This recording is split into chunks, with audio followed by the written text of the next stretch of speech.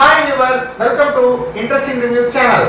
இன்னைக்கு நம்ம பார்க்க போற மூவி என்னன்னா இட்லி கடை தனுஷ் சாரோட ரைட்டிங் அண்ட் டைரக்ஷன்ல வந்திருக்கக்கூடிய படம். இந்த படம் ரசிகர்களிடையே என்ன மாதிரியான வரவேற்பு பெற்றிருக்கு அப்படின்னு சொல்லிட்டு பார்த்துடலாங்களா? இந்த படத்தோட ஒன்லைன் என்ன அப்படின்னா, நம்ம எங்கேயோ பிறந்து எதையோ தேடி ஓடி நம்ம வாழ்க்கையை நம்ம ஏதோ ஒரு விஷயத்துக்காக நம்ம ஓடிக்கிட்டே இருக்கோம். ஆனால் என்ன அப்படின்னு சொல்லிட்டு ஃபைனலாக நம்ம பார்க்கும்போது பார்த்தீங்கன்னா, நம்ம ஒரு பணம் ஒரு எல்லாமே பார்த்தீங்கன்னா ஒரு பகட்டுக்கு ஆசைப்பட்டு நம்ம போயிடுறோம். ஆனால் ஆத்ம திருப்தியாக நம்ம வாழ்கிறோமா அப்படிங்கிறது கேள்விக்குறிங்கிறத இந்த படம் காட்டுது. இது உங்களுக்கு பார்த்தீங்கன்னா ட்ரெய்லர்லேயே உங்களுக்கு தெரிஞ்சிருக்கும். இந்த படத்தில் என்ன விஷயம் வரப்போகுது அப்படிங்கிறது ட்ரெய்லர்லேயே 90% நீங்கள் ப்ரிடிக்ட் பண்ணிடலாம். இந்த படத்தோட பாசிட்டிவ்ஸ் என்ன அப்படின்னு சொல்லிட்டு பார்த்துக்கலாங்களா? இந்த படத்தோட பாசிட்டிவ் என்ன அப்படின்னு சொல்லிட்டு பார்த்தீங்கன்னா, ஃபர்ஸ்ட் தனுஷ் சாரோட டைரக்ஷன் தான். இப்போ செல்வராகவன் சார் அண்ணன் டைரக்ஷன்ல அவர் எவ்வளோ பெரிய பீக்குன்னு உங்களுக்கு தெரியும். அவர் எடுத்த 1001 பார்த்தீங்கன்னா ஒரு ஒரு ஒரு பெரிய ஹிஸ்டாரிக்கல் ஃபிலிம். இப்போ தமிழ் சினிமாவுக்கே ஒரு பெரிய ஒரு இந்தியன் சினிமாவுக்கே ஒரு புகழ் அதெல்லாம். அந்த மாதிரியான ஒரு மூவி எடுக்கக்கூடிய ஒரு மேக்கர். அவருடைய தம்பி நானும் டைரக்ஷன் ஆகணும் அப்படின்னு சொல்லி ஆசைப்படும் போது, அவருக்கு பெரிய ஆளாக இருந்தாலும் இவரோட லெவலுக்கு ஒரு சொதப்பாம, இவர் ஒரு ஆக்டரா நம்மள நல்லாவே தெரியும். ஆனால் இவருக்கு டைரக்ட் பண்றது பிடிச்சிருந்தது.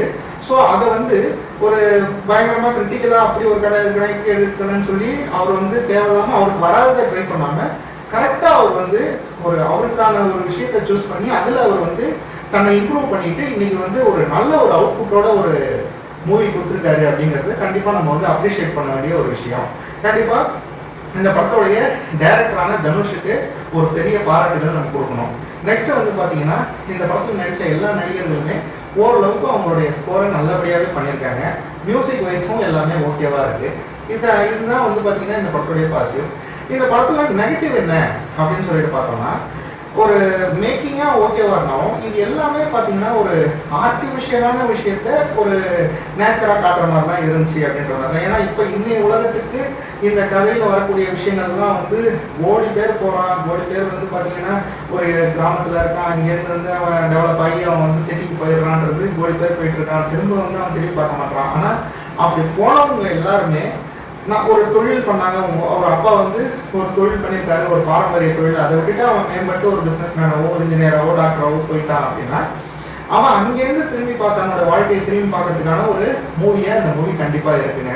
இதை பார்க்கும்போது தன்னுடைய அப்பா தாத்தா அந்த நினைவுகள் வரும் அப்படிங்கிறது இது கண்டிப்பாக ஒரு ஒரு ரிமைண்ட் பண்ணுற விதமாக கண்டிப்பாக இருக்குது. இதில் பார்த்தீங்கன்னா என்ன நெகட்டிவ் அப்படின்னு சொல்லிட்டு பார்த்தீங்கன்னா, இதில் ஃபஸ்ட்டு நம்ம மூவியோட ஸ்டோரி எல்லாமே நீங்கள் பிரிண்ட் பண்ணியிருக்கீங்க. ஸோ பெருசாக வரக்கூடிய சில டேர்னிங்ஸ் நம்ம பார்த்தா தான் தெரியும். நம்ம அதை ரிவீல் பண்ணல. இருந்தாலும் ஒரு ஓரலாக சொல்லணும்னா என்ன நெகட்டிவ்னு சொல்கிறதுக்கு அதை சொல்லி தான் ஆகணும். ஆனால் இது உங்களுக்கு ஒரு பெரிய ஸ்பாய்லராக இருக்காது. ஸோ இவன் தான் ஒரு மேம்பட்ட வாழ்க்கைக்கு போகணும் அப்படின்னு சொல்லிட்டு அவங்க அப்பா அம்மா வீட்டு பிரிஞ்சு போகிறான் இல்லைங்களா? போயிட்டு அவன் டெவலப் ஆகி ஒரு நல்ல ஒரு பொசிஷனை அடைஞ்சிடறான் பேங்காக் போய். பட் அந்த ஒரு ஃப்ளாஷ்பேக் சீன்ஸ் காமிச்சு முடிச்சதுக்கு அப்புறம் கட் பண்ணி அவர் ஒரு பெரிய பொசிஷனுக்கு தனுஷ் போயிட்டாருன்னு காமிக்கும் போதும் அப்படியே அவர் ஒரு டபுள் மைண்டடாகவே ஒரு கில்ட்டி ஃபீலாகவே அவருடைய அப்பா அம்மாவை பற்றி நினச்சிக்கிட்டே இருக்கிற மாதிரி காமிக்கிறாங்க. அது எடுபடலை. ஏன்னா இவர் ஒரு டபுள் மைண்டடாகவே அங்கே ஊரை விட்டு கிளம்பி போன அந்த சின்ன வயசு தனுஷ்லேருந்து டபுள் மைண்டடாக இருந்திருந்தாருன்னா எப்படி இவர் இன்வால்மெண்ட்டோட உழைச்சி அவ்வளோ தூரம் ஒரு நல்ல ஒரு பொசிஷனுக்கு போயிருக்க முடியும் அப்படிங்கிறது நமக்கு ஒரு கேள்விக்குறியா இருக்குது. இதுதான் இந்த படத்தோட ஒரு பெரிய மைனஸாக இருக்குது.